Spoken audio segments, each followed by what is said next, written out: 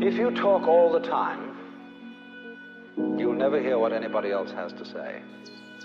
And therefore all you'll have to talk about is your own conversation.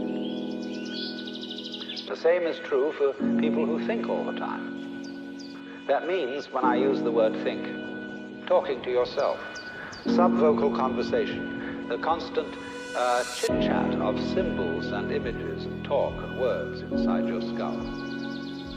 Now, if you do that all the time, you'll find that you've nothing to think about except thinking.